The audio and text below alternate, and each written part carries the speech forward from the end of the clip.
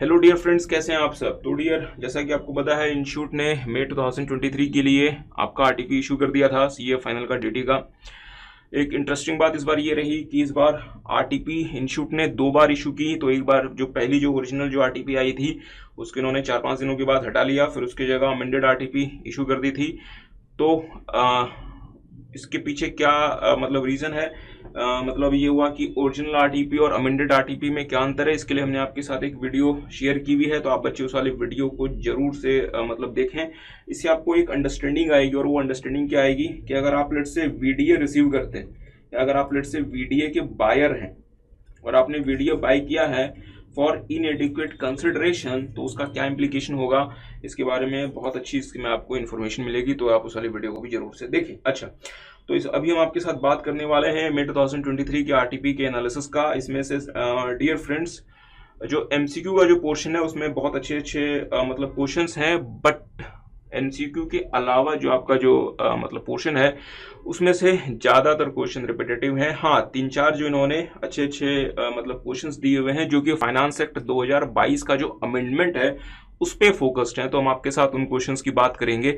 But जो questions dear friends मतलब repetitive हैं, जो कि इंस्टीट्यूट का एक तरह से हम कह सकते हैं कि इंस्टीट्यूट की मतलब पहचान बन गई है कि हर आरटीपी में इंस्टीट्यूट जो है उन क्वेश्चंस को घुमा फिरा के दे देता है। ऐसे क्वेश्चंस में हम आपका ज़्यादा टाइम स्पेंड नहीं करेंगे। तो फिर स्टार्ट करते हैं मई 2023 का आरटीपी। इस आरटीपी के लिए डियर फ्रेंड्स हमने आपके साथ में एक मतलब डिटेल्ड एनालिसिस बनाया हुआ है। तो आप उसकी ना पीडीएफ फाइल डाउनलोड कर सकते हैं हमारे मतलब टेलीग्राम चैनल से, जिसका लिंक आपको इस वाले वीडियो के डिस्क्रिप्शन में दिया होगा। So this is a file जो कि हमने ये बनाई हुई है। बेसिकली ये 2 फाइल है। एक्चुअली हमारा थोड़ा सा ना राइटिंग पैड का इशू हो गया था, तो ये 2 अलग अलग फाइल हैं। तो ये तो साहब ये हैंड रिटन मोड में एक फाइल, और दूसरी फाइल जो है वो हमने जो है वो इलेक्ट्रॉनिक पैड पे बनाई थी।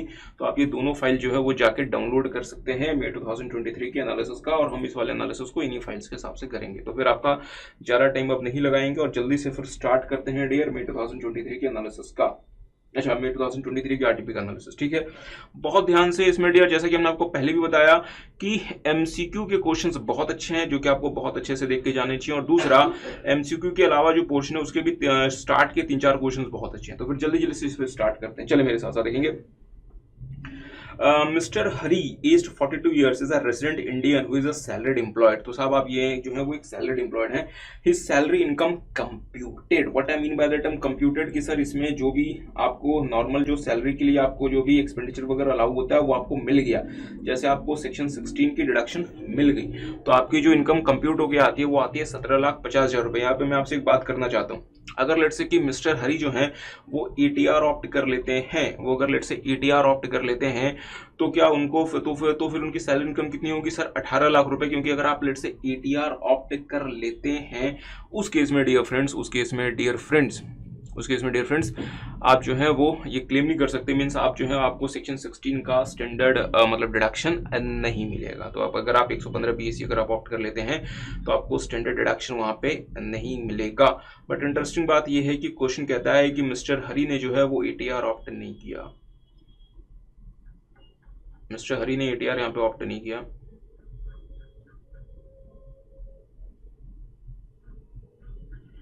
क्वेश्चन में हम आगे आपके साथ देखेंगे कि यहाँ पे ये कहा गया है कि मिस्टर हरी ने 115 बीएससी यहाँ पे ऑप्ट नहीं किया। चलें, फिर वो तो खैर आगे आने वाली बात है। जल्दी से आगे बढ़ते हैं। अच्छा, his brother Mr. Rajesh aged 45 years is a resident Indian carrying on retail trade business in which he incurred a loss of 525। तो इन्होंने अपने पीजीबीबी का लॉस इनका 525 का। अच्छा, एक और बात मुझे आप बताना चाहेंगे सर, क्या मुझे बताएं बिजनेस लॉस को आप किससे सेट ऑफ कर सकते हैं? सर आप बिजनेस लॉस को बाकी सारे इनकम से सेट ऑफ कर सकते हैं एक्सेप्ट सैलरी। बट क्या आप अपने बिजनेस लॉस को वीडीए वर्चुअल डिजिटल एसेट के प्रॉफिट से सेट ऑफ कर सकते हैं? नहीं सर, क्योंकि सेक्शन 115 क्लियरली कहता है कि जो वीडीए का प्रॉफिट है साहब वो आपका फ्लैट 30% रेट ऑफ टैक्स पे उस पर आपको मतलब टैक्स पे करना पड़ेगा। आप वीडीए की इनकम से किसी और लॉस को सेट ऑफ नहीं कर सकते, और हाँ वीडीए का लॉस किसी दूसरी इनकम से सेट ऑफ नहीं कर सकते, ठीक है। अच्छा, he also trades in virtual digital asset. ध्यान दीजिएगा, मिस्टर हरी जो है वो वर्चुअल डिजिटल एसेट में ट्रेडिंग करते हैं। यहाँ पे दो बातें आती हैं साहब, मिस्टर हरी नहीं, सॉरी मिस्टर राजेश, यहाँ पे दो बातें आती हैं। मिस्टर हरी जो है वो सैलरीड एम्प्लॉयड है और उन्होंने भी वीडीए में पैसा लगाया हुआ है, जैसे हम आपके साथ आगे देखेंगे। तो यहाँ पे मिस्टर हरी ने भी वीडीए में पैसा लगाया हुआ है, ठीक है।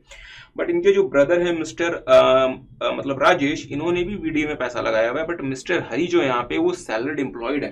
तो इसका मतलब ये हुआ कि अगर मिस्टर हरी अगर वीडीए में पैसा लगाते हैं, वीडीए बोले तो वर्चुअल डिजिटल एसेट, ठीक है। तो अगर मिस्टर हरी अगर वीडीए में पैसा लगाते हैं तो इन्होंने वो पैसा वीडीए में किस फॉर्म में लगाया होगा, VDA as a capital asset, ठीक है। बट मिस्टर राजेश जो है चूंकि वो वीडीए का ट्रेड करते हैं तो इनके लिए वीडीए क्या है, बिजनेस इनकम या फिर बिजनेस प्रॉफिट, ठीक है। अच्छा, इंटरेस्टिंग बात यह है कि चाहे आप वीडीए अपने कैपिटल एसेट की तरह से रखें या आप वीडीए जो है वो अपने मतलब ट्रेडिंग एसेट की तरह से रखें, इससे कोई फर्क नहीं पड़ता। दोनों सिचुएशन में आपको 30% का फ्लैट टैक्स पे करना पड़ेगा अंडर सेक्शन 115 मतलब BBH। और हाँ, आप इसमें किसी भी तरीके का इंडेक्सेशन बेनिफिट नहीं क्लेम नहीं कर सकते, किसी भी तरीके का आप लॉन्ग टर्म शॉर्ट टर्म का टैक्स रेट क्लेम नहीं कर सकते, आप किसी भी तरीके का एक्सपेंडिचर ऑन ट्रांसफर क्लेम नहीं कर सकते। हाँ, वीडीए में सिर्फ और सिर्फ आप एक चीज क्लेम कर सकते हैं, वो है आपकी कॉस्ट ऑफ एक्विजिशन। ये सारी की सारी बातें हमने ये फाइल में आपके साथ लिखी हुई हैं, तो आप ये फाइल जरूर से हमारे टेलीग्राम चैनल से जाकर डाउनलोड कर लें। मैं सर जो भी बातें आपके साथ यहाँ पे कह रहे हैं ये सब कुछ डियर हमने यहाँ पे बहुत ज्यादा टाइम लगा के यहाँ पे आपको सब कुछ लिख के दिया हुआ है, तो आपको अलग से कुछ भी नोट वगैरह नहीं करना। तो मेरे साथ साथ देखेंगे आगे। अच्छा, The details of the assets transferred by Mr. Hari and Mr. Rajesh during the previous year 22-23 are as given, ठीक है। तो साहब ये जो एसेट्स हैं जो उन्होंने ट्रांसफर किए हुए, आगे आते हैं। During the previous year 22-23 mister Hari has dividend income of ₹10 lakh. तो इन्होंने साहब डिविडेंड इनकम अर्न किया है from the shares of Indian companies. तो ध्यान दीजिएगा डियर, अगर आपने डिविडेंड इनकम अर्न किया है तो आपको किसी भी तरीके का सच एक्सपेंडिचर वगैरह अलाउड नहीं होता। बट सेक्शन 57 एक बात कहता है, और सेक्शन 57 कहता है कि अगर आपने कोई डिविडेंड इनकम अर्न किया है तो उस डिविडेंड में अगर आपने पैसा लगाया था, अगर आपने शेयर्स में थ्रू मतलब बोरिंग्स, अगर आप उस पर इंटरेस्ट वगैरह पे करते हैं तो आपको वो इंटरेस्ट का डिडक्शन अलाउड होगा against the dividend income, but maximum कितना, 20% ऑफ दी डिविडेंड इनकम। तो इसका मतलब क्या हुआ कि लेट्स से कि अगर मैंने लोन लिया और उस लोन को मैंने किसी कंपनी के शेयर्स में, उस लोन का पैसा मैंने किसी कंपनी के शेयर्स वगैरह में लगा दिया और उससे लेट्स से मैंने 1 लाख रुपए का डिविडेंड कमा लिया, ये जो 1 लाख रुपए है ये मेरे अदर सोर्सेज की इनकम बन जाता है। बट सर जी ये जो लोन लेके आपने जो इन्वेस्टमेंट की है उस लोन पे आपको कुछ इंटरेस्ट वगैरह भी तो देना पड़ेगा। तो सेक्शन 57 कहता है कि ठीक है, आप इस लोन का डिडक्शन क्लेम कर सकते हैं against the dividend income, but maximum कितना, 20,000 रुपए ऑफ द डिविडेंड इनकम। तो मैं मैक्सिमम कितना लोन का डिडक्शन क्लेम कर सकता हूँ साहब, 20,000 रुपए। लेट्स से कि मैंने 1 लाख रुपए का लोन लिया था, उस लोन पे मैं 10% के रेट से इंटरेस्ट पे करता हूँ, तो मेरा इंटरेस्ट पेबल कितना है, सिर्फ और सिर्फ 10,000 रुपए। तो मुझे मैक्सिमम डिडक्शन कितना मिलेगा, 10,000 रुपए। बट लेट्स से कि उस लोन में मैं 22% इंटरेस्ट पे मैं उस लोन पे 22% इंटरेस्ट पे कर रहा हूं, तो मैंने लोन पे इंटरेस्ट कितना दिया, 22,000 रुपए का, बट मुझे मैक्सिमम कैप कितना है, 20% ऑफ दी डिविडेंड इनकम। तो मुझे 1 लाख पे कितना मिलेगा, मैक्सिमम 20,000 रुपए, और मेरी डिविडेंड इनकम टैक्सेबल कितनी हो जाएगी, बिल्कुल से 80,000 रुपए। ठीक बात है, तो ये बात आपको पता है। अच्छा, आगे आते हैं। Both mister Hari and mister Rajesh deposited 150 in PPF. तो साहब आप एटीसी क्लेम कर सकते हैं। Mister Hari has interest on savings account of 22,000 रुपए। तो साहब अगर आपकी सेविंग्स अकाउंट की इंटरेस्ट है तो आप ETTTA में 10,000 रुपए क्लेम कर सकते हैं डिडक्शन। और mister Rajesh has income from FD of 50,000 रुपए। तो चूंकि मिस्टर राजेश की FD की इनकम है तो ये जो FD की इनकम है ये इनकी अदर सोर्सेस का पार्ट बन जाएगी। और चूंकि मिस्टर राजेश एक सीनियर सिटीजन नहीं है, क्योंकि साहब मिस्टर राजेश की भी एज 45 ईयर्स है, तो वो FD में ATTT भी क्लेम नहीं कर सकते क्योंकि वो सीनियर सिटीजन के लिए है। और ATTTA इनको इसलिए अलाउ नहीं होगा क्योंकि यहाँ पे जो इंटरेस्ट है साहब ये सेविंग्स अकाउंट का नहीं है। तो मिस्टर राजेश के केस में ATTTA एप्लीकेबल नहीं है। यू कैस गेटिंग, ठीक है। अच्छा, तो मतलब मुद्दे वाली बात क्या, मुद्दे वाली बात है सर, सबसे पहले स्टार्ट करते हैं what is the tax treatment of loss transfer from VDA. तो चलिए फिर एक एक करके ना हम आपके साथ ना ये एडजस्टमेंट्स देखते हैं। तो देखेंगे साहब ये आपको जानकारी दी गई है मिस्टर हरी के बारे में, ये जानकारी दी गई है मिस्टर राजेश के बारे में। तो फिर जल्दी से एक एक करके मेरे साथ साथ सारे बच्चे देखेंगे। अच्छा, तो मिस्टर हरी ने ना लैंड एंड बिल्डिंग ट्रांसफर किया, मतलब सेल किया। तो डेट ऑफ एक्विजिशन थी 1/4/2021। अच्छा, सारे बच्चे बताएं साहब लैंड एंड बिल्डिंग के केस में पीरियड ऑफ होल्डिंग की रिक्वायरमेंट क्या होती है, to consider it as a long term, कि साहब मोर देन 24 मंथ्स। तो अगर आपने 24 महीने से ज्यादा अपनी लैंड एंड बिल्डिंग रख ली तो अगर उस पर जो कैप गेन आएगा वो आपका लॉन्ग टर्म होगा, अगर 24 महीने या उससे कम है तो फिर शॉर्ट टर्म होगा, ठीक है। अच्छा, तो आपने लैंड एंड बिल्डिंग को अक्वायर कब किया था सर, आपने लैंड एंड बिल्डिंग को अक्वायर किया था 1/4/2021 को, और आपने इसको ट्रांसफर कब कर दिया, आपने इसको ट्रांसफर किया है, अच्छा 1/4/21 को, और आपने ट्रांसफर किया है साहब अच्छा 28/2/2023 को। तो ध्यान दीजिएगा dear, this is less than 24 month, इसलिए जो लैंड एंड मतलब बिल्डिंग है that is short term capital asset, और इस पर आपको इंडेक्सेशन बेनिफिट नहीं मिलेगा, ठीक है। अच्छा तो कॉस्ट ऑफ एक्विजिशन है 20 लाख रुपए, एक्सपेंसेस ऑन ट्रांसफर 1 लाख रुपए और सेल्स कंसिडरेशन 30 लाख रुपए, तो इसका मतलब आपकी टोटल होगी 21 लाख रुपए, और 30 लाख का बिका, तो इसका मतलब 9 लाख रुपए का आपका शॉर्ट टर्म कैपिटल गेन है from the transfer of land and building. अच्छा दूसरा आते हैं, तो साहब ये इंटरेस्टिंग है, वर्चुअल डिजिटल एसेट। ध्यान दीजिएगा मिस्टर हरी के केस में, मिस्टर हरी ने 1/4/2020 को 5,20,000 रुपए का वर्चुअल डिजिटल एसेट अक्वायर किया था। किस दिन आपने अक्वायर किया था ये रेलेवेंट इसलिए नहीं है साहब, क्योंकि पीरियड ऑफ होल्डिंग जैसा यहाँ पे कुछ नहीं होता, यहाँ पे शॉर्ट टर्म लॉन्ग टर्म जैसा कुछ नहीं होता, ये फ्लैट आपका जो है यहाँ पे वो टैक्स बन जाएगा, ठीक है साहब। अच्छा डेट ऑफ ट्रांसफर है 1/9/2022, ये डेट ऑफ ट्रांसफर सिर्फ और सिर्फ इसलिए मतलब रेलेवेंट है क्योंकि हमें ये पता चल गया कि आपने इसको प्रीवियस ईयर 22-23 में ट्रांसफर किया है, ठीक है। अच्छा एक्सपेंसेस ऑन ट्रांसफर सेक्शन 115 कहता है कि वीडीए में आपको किसी भी तरह का एक्सपेंसेस ऑन ट्रांसफर अलाउड नहीं है, एक्सेप्ट आपको परचेस कॉस्ट कुछ भी अलाउड नहीं है साहब, ठीक है। तो इसको आपको अलाउड नहीं होगा। बट हाँ यहाँ पे जो सेल्स कंसिडरेशन है ये 490, तो ये 490 है, तो इसका मतलब ये हुआ कि अगर हम इसको अपरेंटली देखते हैं तो यहाँ पे साहब हमें ना ये 30,000 रुपए का लॉस नजर आता है। मीन्स आपने 5/20 के वीडियो को 490 का सेल कर दिया, मतलब there is a loss of ₹30,000। Are you guys getting? किसी को बात समझ आई? और हाँ ये जो 30,000 रुपए का जो लॉस होता है साहब that is a dead loss under section 115 मतलब BBH। ये आपका जो लॉस इसका किसी भी तरीके का कोई टैक्स ट्रीटमेंट नहीं है। सर एक बात बताओ, अगर हम क्या एक वीडीए का लॉस किसी दूसरे वीडीए के गेन से सेट ऑफ नहीं कर सकते? नहीं कर सकते। एक वीडीए में अगर लॉस आ रहा है, दूसरे वीडीए में अगर आपको गेन आ गया, तो आप साहब इंट्रा सोर्स एडजस्टमेंट नहीं कर सकते। फिर से आप इंट्रा सोर्स एडजस्टमेंट भी नहीं कर सकते, ठीक है। मतलब जिस वीडियो में लॉस आ रहा है उसको भूल जाओ, जिसमें गेन आ रहा है उस पर सरकार को 30% दे दो, ठीक है। अच्छा आगे आते हैं। अच्छा तो ध्यान दीजिएगा, एक बार फिर से देखेंगे, मिस्टर हरी ने साहब जो है वो 490 का वीडीए सेल कर दिया, और उस वीडियो को मिस्टर हरी ने 5/20 का खरीदा था। आगे बहुत इंटरेस्टिंग लाइन लिखी हुई है, सारे बच्चे ध्यान देंगे। FMV on the date of transfer of VDA, तो जिस दिन मिस्टर हरी ने ये VDA सेल किया था उसकी जो FMV थे वो थी 510, बट मिस्टर हरी ने इसको कितने का सेल किया? 490 का। आपको कुछ याद आ रहा होगा अक्सर क्या? ध्यान दीजिएगा डियर, इनकम टैक्स एक्ट में कुछ स्पेसिफिक प्रोविजंस हैं। उन प्रोविजंस में ये दिया गया है कि अगर आपने कुछ स्पेसिफाइड एसेट्स को लेस देन दी FMV अगर आपने सेल किया है, तो हम आपके जो इनकम है, यहाँ जो आपका जो गेन है, वो हम उसके FMV या स्टैम्प ड्यूटी वैल्यू के हिसाब से कंसिडर करते हैं। जैसे सर अगर आप कैपिटल एसेट की, अगर आप कैपिटल गेन्स की बात करें, तो एक आपका सेक्शन है सेक्शन 50C, जो कहता है कि अगर आपने लैंड या बिल्डिंग वगैरह ट्रांसफर किया है और उसका जो ट्रांसफर प्राइस है वो लेस देन दी स्टैम्प ड्यूटी वैल्यू है, तो कुछ सर्कमस्टांसेस में आपने जिस पे ट्रांसफर किया वो हम कंसिडर नहीं करते, हम उसका स्टैम्प ड्यूटी वैल्यू कंसिडर कर लेते हैं, ठीक है साहब। इसी तरीके से सेक्शन है सेक्शन 50CA जो बात करता है कि अगर आपने लेट्स से अनलिस्टेड शेयर्स वगैरह ट्रांसफर कर दिए for a price less than it's FMV, तो हम FMV कंसिडर करते हैं, ठीक बात। इसी तरीके से सेक्शन 50D वगैरह वगैरह कुछ आपको स्पेसिफिक मतलब प्रोविजंस दिए गए। बट ये जो प्रोविजंस हैं, फिर से अच्छा चीजों को मतलब सिंप्लीफाई करते हुए बहुत ध्यान से,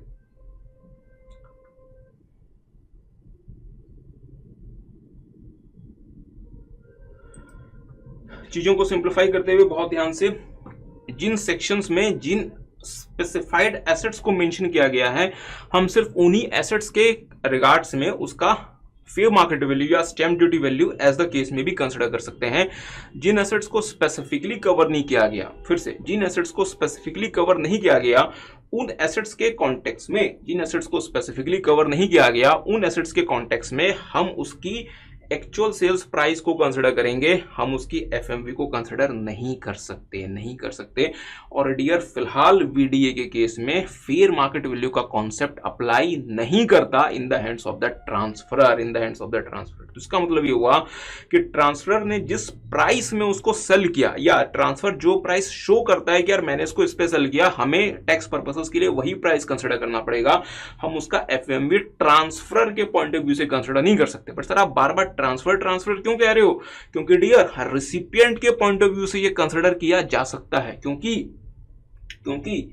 जब फाइनेंस एक्ट 2022 ने VDA को इंट्रोड्यूस किया था, उसी समय फाइनेंस एक्ट 2022 ने गिफ्ट की मतलब सेक्शन 56(2)(10) में प्रॉपर्टी के डेफिनेशन को अमेंड करके वहां पे VDA को भी डाल दिया था। तो अगर आपने लेट्स से VDA परचेज किया, आपने लेट से वर्चुअल डिजिटल एसेट परचेज किया और आपने लेट से उसको परचेज किया फॉर इनएडिक्वेट कंसिडरेशन, या आपने उसको, या अगर आपको वीडीए मिल गया as a gift free of cost, तो रिसिपिएंट के हैंड में साहब सेक्शन 56(2)(10) का इम्प्लीकेशन हो सकता है, तो हम उसको रिसिपिएंट के हैंड से वहां पे कंसिडर कर सकते हैं। But as far as the transfer is concern, हम अगर उस ट्रांसफर ने उस वीडियो को at a price lower than the FMV अगर दिया है तो हम उसको कंसिडर नहीं करेंगे। I you guys getting? ठीक है। अच्छा, तो आपने यहाँ पे मिस्टर हरी ने साहब 490 में वीडियो को सेल कर दिया, जबकि उस वीडियो की जो मार्केट वैल्यू थी वो थी 520। तो यहाँ पे अपरेंटली हमें देख के समझ में आ रहा है कि साहब 20,000 रुपए का आपने कम प्राइस चार्ज किया, बट हम यहाँ पे कुछ नहीं कर सकते। हम ट्रांसफर के हैंड में कुछ भी कंसिडर नहीं कर सकते, और हम जो है वो ट्रांसफर के लिए जो सेल्स प्राइस कंसिडर करेंगे या जो हम प्रॉफिट कंप्यूट करेंगे वो हम 490 का सेल्स प्राइस लेके कंसिडर करेंगे। आई होप सबको ये बात समझ आ गई। ठीक बात है सर। अच्छा, जब अब यहाँ पे थोड़ा सा इंटरेस्टिंग है, ध्यान दीजिएगा। तो हमने कहा कि जो एफएमवी थी, मिस्टर हरी ने जो वीडियो सेल की उसकी एफएमवी कितनी थी? 510, बट मिस्टर हरी ने इसको 490 का सेल किया। और अभी हमने आपको बताया कि साहब वीडियो के केस में जो ट्रांसफर होगा, ट्रांसफर के कॉन्टेक्स्ट में आज तक की डेट या आज तक की पोजीशन ऐसी है कि हम उसको जो है वो हम उसका फेयर मार्केट वैल्यू कंसिडर नहीं करेंगे। ठीक है। अच्छा, आगे आते हैं पर्सन टू हुम ट्रांसफर्ड, मतलब मिस्टर हरी ने ये जो वीडियो है, मिस्टर हरी की बात कर रहे हैं ना, ये मिस्टर हरी ने ये वीडियो ट्रांसफर कर दिया मिस्टर मतलब गणेश को, और गणेश जी क्या क्या कर रहे हैं? He is engaged in the business of trading of food grains. तो इसका मतलब मिस्टर गणेश के लिए वो जो वीडियो है that is basically a kind of capital asset, और कैपिटल एसेट है, इसका मतलब ये हुआ कि ये प्रॉपर्टी बन गया सेक्शन 56(2)(10) के हिसाब से। मैं यहाँ पे आपको स्ट्रांगली रिकमेंड कर रहा हूं कि आप साहब मई 23 में आरटीपी में इंस्टीट्यूट ने अमेंडमेंट क्यों की थी वो वीडियो जरूर से देखें। ठीक है साहब।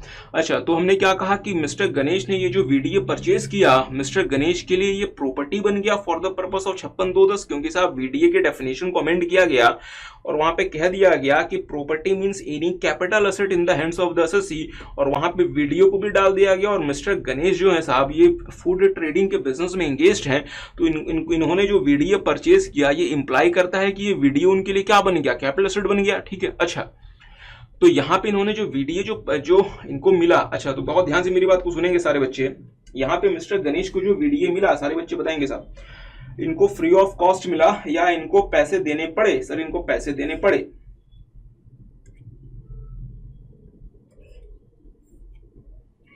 इनको पैसे देने पड़े।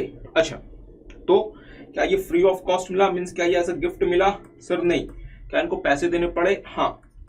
क्या जो कंसिडरेशन इन्होंने पे किया और जो इसका एफएमवी था उसके बीच में जो डिफरेंस है क्या वो 50,000 से एक्सीड करता है? सर ये तो कहना देखना पड़ेगा। मिस्टर गणेश ने कंसिडरेशन कितना पे किया? सर 490, और एफएमवी कितना था? 510।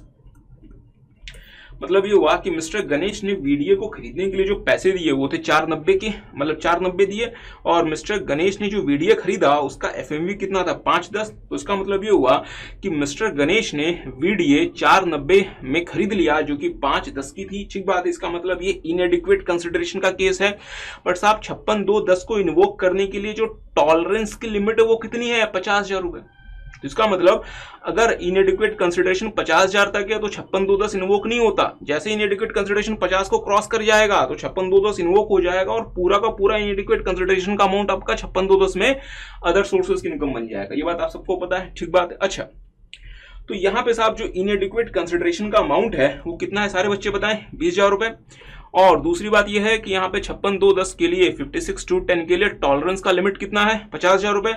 वो 50 को क्रॉस करेगा तभी 56 तो ही हम 56(2)(10) इन्वोक करेंगे, जो कि यहाँ पे क्रॉस नहीं कर रहा। इसलिए मिस्टर गणेश ने, हाँ ये हकीकत है, ये सही है कि इन्होंने एक वीडियो परचेज किया for inadequate consideration, but mister Ganesh being the recipient इनके हैंड में 56(2)(10) इन्वोक नहीं होगा, क्योंकि ये जो 50,000 रुपए क्योंकि ये जो इनएडिक्वेट कंसिडरेशन है साहब 20,000 रुपए का, ये with in the 50,000 tolerance limit में आता है 56(2)(10) के। आई होप आप सारे बच्चे ये बात समझ गए। ठीक है साहब। अच्छा, आगे आते हैं। तो सर फिर कुछ एमसीक्यूज देख लेते हैं पहले। अच्छा, what is the tax treatment of loss? अच्छा हाँ, लॉस आया था, ध्यान दीजिएगा, लॉस आया था। मिस्टर हरी ने साहब 490 का वीडीए सेल कर दिया था, जिसके इनकी जो कॉस्ट थी, ध्यान दीजिएगा, मिस्टर हरी ने 490 का वीडीए सेल कर दिया, जबकि इन्होंने इसको परचेज किया था 520 में। तो इसका मतलब मिस्टर हरी के लिए वीडियो को सेल करने में 30,000 रुपए का लॉस था। तो एमसीक्यू कह रहा है आपसे कि what is the tax treatment of loss from transfer of VDA by mister Hari. Sir कोई टैक्स ट्रीटमेंट नहीं है, ये डेड लॉस है, क्योंकि सेक्शन 115 WBH कहता है कि हम वीडियो को ना ग्रॉस बेसिस पे tax, gross basis in the sense कि हम सिर्फ और सिर्फ आपको वहां पे कॉस्ट ऑफ एक्विजिशन अलाउ करेंगे, बाकी हम कुछ नहीं अलाउ करेंगे। हाँ, अगर लॉस हो गया तो कुछ नहीं, ना कुछ आपका ना कुछ हमारा, मतलब हम मीनिंग हमें आपसे कुछ नहीं चाहिए और आप इस लॉस को आप सेट ऑफ वगैरह भी नहीं कर सकते। तो देखेंगे it is a long term capital loss. अब लॉन्ग टर्म की तो बात ही नहीं आ रही, वीडीए के लिए तो लॉन्ग टर्म शॉर्ट टर्म का तो कोई कॉन्सेप्ट ही नहीं है, ठीक है। अच्छा, it is a short term, अच्छा ये भी नहीं होगा। Such loss can not be set off against any other income but can be carried forward. साहब ना तो ये आप उसको सेम प्रीवियस ईयर में सेट ऑफ कर सकते हैं, ना आप इसको कैरी फॉरवर्ड कर सकते हैं, कुछ नहीं। अच्छा, such loss can neither be set off in against any other source of income nor it can be carried forward। ठीक बात है, तो आपका करेक्ट ऑप्शन क्या हो गया? डी। आगे आते हैं, what is the income included in the total income of mister Rajesh. तो चलिए फिर हम मिस्टर राजेश की बात कर लेते हैं। अच्छा, मिस्टर राजेश के बारे में एक बात इन्होंने हमें बताई थी कि साहब इनको ना 5-25 का ना बिजनेस का लॉस हो गया था।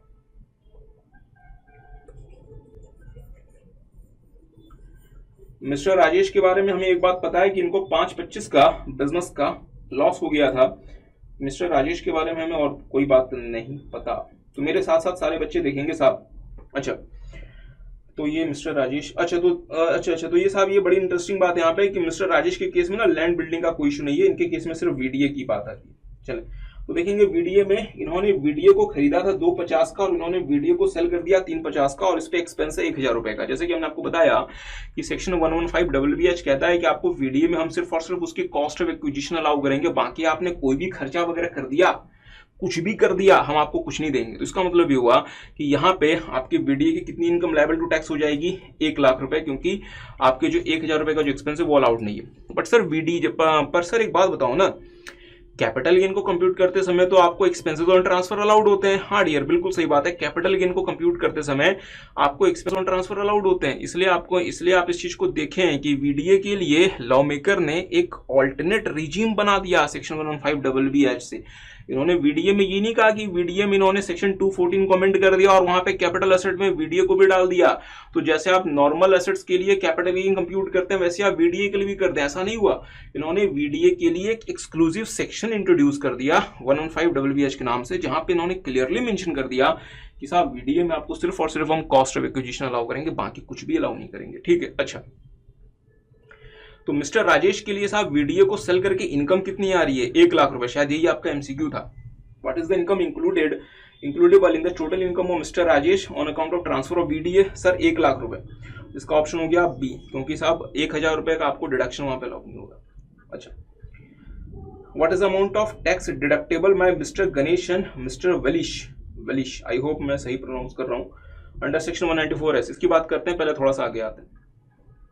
अच्छा, तो मेरे साथ साथ देखेंगे कि मिस्टर राजेश ने साहब यहाँ पे ना अपना वीडीए सेल कर दिया 350 का, जिसको इन्होंने 2.5 में खरीदा था, ठीक है। बट यहाँ पे एक इंटरेस्टिंग बात, इन्होंने कहा कि जिस दिन मिस्टर राजेश ने ये वीडीए सेल किया उस दिन उसकी जो फेयर मार्केट वैल्यू थी वो 410 थी, उस दिन उसकी फेयर मार्केट वैल्यू 410 थी। तो उसका मतलब ये हुआ कि मिस्टर राजेश ने 410 के वीडियो को 350 का सेल कर दिया। हमने अभी आपके साथ थोड़ी देर पहले एक बहुत लंबी चौड़ी कहानी हमने आपको बताई थी और हमने कहा था कि अगर जो सेलर है वो अगर इनएडिक्वेट कंसिडरेशन में भी वीडियो को सेल कर देता है तो भी कोई फर्क नहीं पड़ता सेलर के पॉइंट ऑफ व्यू से, ठीक बात है। क्योंकि सेलर के लिए फिलहाल वीडीए में, क्योंकि सेलर के पॉइंट ऑफ व्यू से फिलहाल वीडीए को कंसिडर करने के लिए हम वीडीए का फेयर मार्केट वैल्यू फिलहाल कंसिडर नहीं करते, जो कि कुछ स्पेसिफाइड एसेट्स के लिए हम कंसिडर करते हैं। जैसे फॉर एग्जांपल अगर सेलर ने लेट्स से कि अगर अपना लैंड या बिल्डिंग सेल किया होता तो साहब यहाँ पे सेक्शन 40C, यहाँ पे सेक्शन 50C आ गया होता, या फिर साहब यहाँ पे सेक्शन 43CA आ गया होता।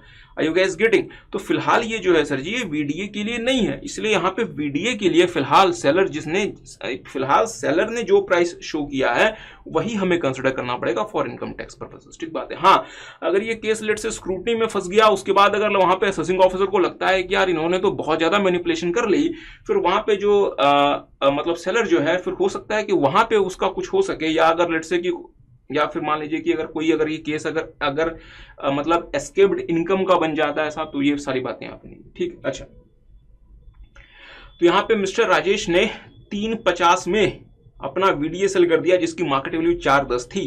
तो सेलर क्या ट्रांसफर के पॉइंट ऑफ व्यू से तो कुछ नहीं है, बट साहब रिसिपेंट के पॉइंट ऑफ व्यू से इशू बन सकता है। ध्यान दीजिएगा, यहाँ पे वीडीए को परचेज किसने किया? मिस्टर वेलिश ने, जो कि engage in the business of trading of furniture. तो इसका मतलब मिस्टर वेलिश के लिए ये वीडीए क्या है? Capital asset. तो साहब क्या यहाँ पे 56,210 अट्रैक्ट हो सकता है? हाँ, क्योंकि यहाँ पे मिस्टर वेलिश ने एक कैपिटल एसेट या प्रॉपर्टी 410 की 350 में खरीद ली। मतलब इनएडिक्वेट कंसिडरेशन कितना है? 60,000 रुपए। तो क्या ये 56,210 के या क्या ये सेक्शन 56(2)(10) के टॉलरेंस को क्रॉस कर गया? हाँ सर, 56(2)(10) कितना टॉलरेंस लेता है? 50,000 रुपए, उसके ऊपर नहीं।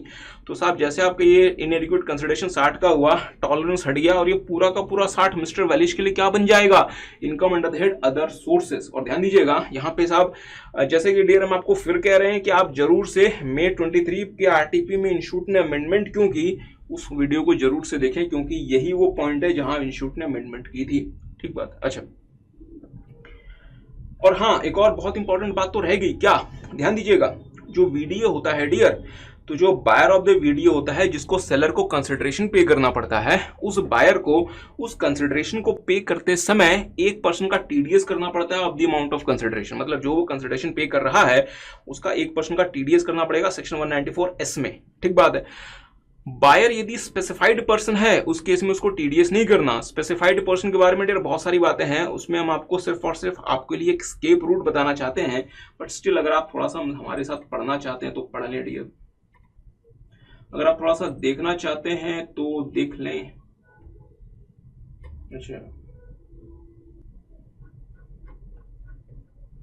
अगर आप थोड़ा सा देखना चाहते हैं तो देख लें 194(s) का TDS on the transfer of VDA देखेंगे, सारे बच्चे देखेंगे। TDS on payment on transfer of VDA effective from 1/7/2022। तो ये हमारे मिस्टर ए हैं जो कि वीडीए के लिए पेमेंट कर रहे हैं मिस्टर बी को।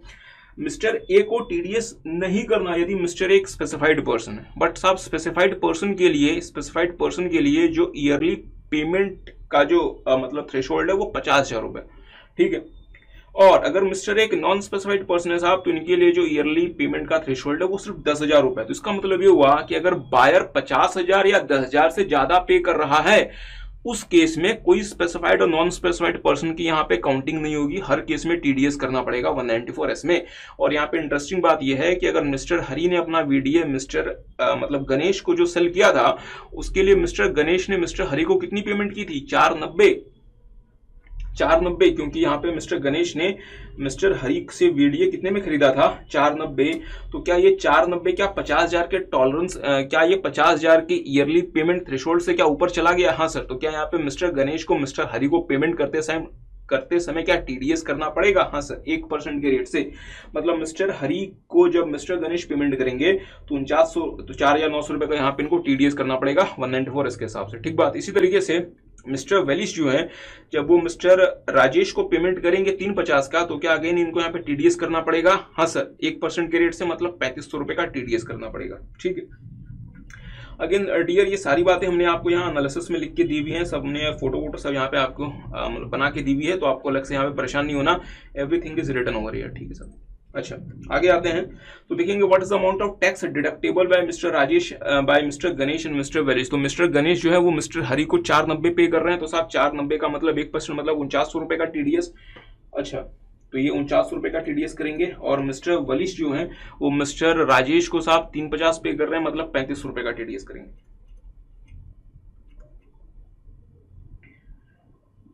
देखेंगे तो साहब ये बिल्कुल सही, यहाँ पे ऑप्शन डी बिल्कुल हम कह सकते हैं कि इसकी वर्डिंग बिल्कुल सही है, क्योंकि यहाँ पे उन्होंने क्या कहा हुआ है? Since the same is in excess of the prescribed threshold limit. और साहब वो प्रिस्क्राइब्ड थ्रेशोल्ड लिमिट क्या है? 50,000 रुपए और 10,000 रुपए। क्योंकि हमने आपको यहाँ पे दिखाया है कि यहाँ पे जो प्रिस्क्राइब्ड थ्रेशोल्ड है, अगर बच्चे अगर देख पा रहे हैं तो देखेंगे डियर, अगर यहाँ पे आप इसको देख पा रहे हैं, ईयरली पेमेंट थ्रेशोल्ड 50,000 रुपए और ईयरली पेमेंट थ्रेशोल्ड 10,000 रुपीज। तो साहब चूंकि इससे एक्सीड कर गया, इसलिए यहाँ पे आपको टीडीएस करना पड़ेगा इन एनी केस। ठीक है साहब। अच्छा, तो हमारा करेक्ट ऑप्शन क्या हो गया? डी। आगे आते हैं, what is the income includable in the total income of mister Ganesh and mister Velish on receipt of video for inadequate consideration. तो साहब मिस्टर गणेश ने 490 में वीडियो खरीद लिया जिसकी एफएमवी कितनी थी 510। मिस्टर गणेश ने 490 में वीडियो खरीद लिया जिसकी एफएमवी कितनी थी 510, और ये जो वीडियो है वो मिस्टर गणेश के हैंड में क्या कॉन्स्टिट्यूट करती है सर, कैपिटल एसेट, क्योंकि मिस्टर गणेश जो है साहब वो फूड ग्रेन की ट्रेडिंग में एंगेज्ड है। बट भले ये कैपिटल एसेट कॉन्स्टिट्यूट करती है, बट साहब ये जो यहाँ पे इनएडिक्वेट कंसिडरेशन कितनी है 20,000 रुपए, जो कि आपके 56,210 के टॉलरेंस लिमिट के विद इन है। इसलिए मिस्टर गणेश के लिए 56,210 ट्रिगर नहीं होगा, और ट्रिगर नहीं होगा तो इनके किसी भी तरीके से अदर सोर्सेज की इनकम नहीं बनेगी। आई होप आपको ये बात समझ में आई। बट हाँ, मिस्टर वेलिश के केस में साहब मामला दूसरा है, क्योंकि यहाँ पे जो टॉलरेंस लिमिट क्रॉस कर गई, क्योंकि यहाँ पे जो इनएडिक्वेट कंसिडरेशन है ये 60,000 रुपए का है। ध्यान दीजिएगा, वीडीए मार्केट में कितने का था 410 का, मिस्टर राजेश ने कितने का सेल कर दिया 350 का। तो यहाँ पे इनएडिक्वेट कंसिडरेशन कितना बनता है 60,000 रुपए, जो कि साहब टॉलरेंस को क्रॉस कर गया। तो मिस्टर गणेश के लिए 56,210 इन्वोक नहीं हुआ, इसका मतलब निल, बट मिस्टर वेलिश के लिए इन्वोक हो गया और पूरा 60,000 रुपए का इनएडिक्वेट कंसिडरेशन मिस्टर वेलिश के लिए अदर सोर्सेज की इनकम बन गया। अच्छा, तो मिस्टर गणेश के लिए तो साहब निल, हाँ, तो इसका करेक्ट ऑप्शन हो गया डी, निल एंड 60,000 रिस्पेक्टिवली। चलिए आगे आते हैं, what is the total income of mister Hari. तो ध्यान दीजिएगा डियर, मिस्टर हरी की इनकम, तो ध्यान दीजिए मैंने यहाँ पे आपके साथ ये एनालिसिस यहाँ पे किया हुआ है सब कुछ, याद करें। मिस्टर हरी की साहब एक सैलरी इनकम थी, तो मिस्टर हरी की सैलरी इनकम कितनी थी 1750, तो मिस्टर हरी की सैलरी इनकम 1750 हो गई। इस पे ऑलरेडी आपने स्टैंडर्ड डिडक्शन क्लेम किया हुआ है। अच्छा, मिस्टर हरी ने ना एक लैंड एंड बिल्डिंग ट्रांसफर की थी जो कि 2 साल से इन्होंने कम रखी थी। इन्होंने साहब उसको सेल किया था शायद 30 लाख रुपए का, 20 का खरीदा था और 1 लाख रुपए का एक्सपेंस था, इसका मतलब 9 लाख रुपए शॉर्ट टर्म कैप गेन हो गई। अच्छा, मिस्टर हरी ने ना वीडीए सेल की थी, बट साहब उसको सेल करके लॉस आया था, तो वो लॉस आपका किसी काम का नहीं है, इसलिए वो लॉस आपको हमने क्या कंसिडर कर लिया निल। अदर सोर्सेस में साहब मिस्टर हरी की ना डिविडेंड इनकम थी 10 लाख रुपए की, जिसपे इन्होंने 4 लाख रुपए का इंटरेस्ट पे किया था, बट वो इंटरेस्ट आपका मैक्सिमम 20% मतलब 2 लाख रुपए अलाउड होगा, तो 8 लाख रुपए आपकी डिविडेंड इनकम हो गई। अच्छा, और अगर किसी को याद आ रहा हो तो मिस्टर हरी ने को जो है डियर वो सेविंग्स अकाउंट से इंटरेस्ट मिला था 22,000 रुपए का। ठीक है, मिस्टर हरी ने 150 पीपीएफ में जमा किया था और सेविंग्स का इंटरेस्ट मिलने की वजह से इनको 80 टीडीए मिल जाएगा 10,000 रुपए का। सर इन्होंने तो एटीआर ऑप्ट नहीं किया, इसलिए इनको 80 भी मिल जाएगा और 80 टीटीए भी मिल जाएगा। अगर इन्होंने एटीआर अगर ऑप्ट किया होता तो ये दोनों यहाँ पे नहीं मिलते। तो इसलिए मिस्टर हरी की जो टोटल इनकम आती है वो आती है 3312। तो फिर हमारा ऑप्शन क्या हो गया 3312, मतलब हम ऑप्शन नंबर डी। ठीक है सर। अच्छा, आगे आते हैं, what would be the tax payable by mister Rajesh. अच्छा, ध्यान दीजिएगा, what is the tax payable by mister Rajesh. What would be the amount of business loss if any to be carried forward, assuming that he has not opted for 115 BAC। ध्यान दीजिएगा dear, mister Rajesh के लिए mister Rajesh की जो income थी वो कोई बहुत ज्यादा नहीं थी। इनकी एफडी की इनकम थी 50,000 रुपए, इनका बिजनेस का लॉस था 525 का। ध्यान दीजिएगा, इनका जो बिजनेस का लॉस था 525 का, वो बिजनेस लॉस आप किसी भी और इनकम से सेट ऑफ कर सकते हैं एक्सेप्ट सैलरी और एक्सेप्ट वीडीए। तो आपकी जो एफडी की इनकम जो है 50,000 रुपए, वो तो आपके बिजनेस लॉस को सेट ऑफ कर देगी। तो आप जो अपना बिजनेस लॉस कैरी फॉरवर्ड करेंगे वो करेंगे 475। ठीक है, बट साहब जो 1 लाख रुपए का आपका जो वीडीए है, 1 लाख रुपए का आपका जो वीडीए है, उस वीडीए में आपको फ्लैट 30% के रेट से टैक्स देना पड़ेगा। मतलब ये हुआ साहब 30%, मतलब 30,000 प्लस 4%, मतलब ये हुआ 3112, मतलब 31,200। अच्छा, पर सर आप एक बात भूल गए, मैंने कहा क्या, जब मिस्टर वेलिश जो मिस्टर राजेश को पेमेंट कर रहे थे वीडीए के ट्रांसफर की 350, उन्होंने वहां पे 1% का टीडीएस भी तो कर लिया था। इसका मतलब 3500 रुपए ऑलरेडी इनका टीडीएस के फॉर्म में कट गया। तो मिस्टर हरी के लिए अब टैक्स पेबल कितना है साहब 27,700, और अकॉर्डिंगली इनको जो है वो 475 का ये अपना बिजनेस लॉस कैरी फॉरवर्ड कर सकते हैं। तो ये सारी बातें डियर हमने आपको बहुत डिटेल में एक्सप्लेन करके यहाँ पे नोट्स में दी हुई है, तो आप जरूर से नोट्स को डाउनलोड करें। तो अगर आप देखना चाहेंगे मिस्टर राजेश का, तो ट्रेडिंग बिजनेस का लॉस है 525, बड़ी एफडी से एडजस्ट हो गया, तो ये जो कैरी फॉरवर्ड हो जाएगा 475। वीडीए में साहब 1 लाख रुपए और ग्रॉस टोटल इनकम 1 लाख, और अकॉर्डिंगली इनकी जो लाइबिलिटी बनती है वो बनती है 27,700। हमारा करेक्ट ऑप्शन क्या हो गया, अच्छा टैक्स पेबल 27,700, तो टैक्स पेबल 27,700, बिजनेस लॉस 475, हमारा करेक्ट ऑप्शन हो गया सी। ठीक है।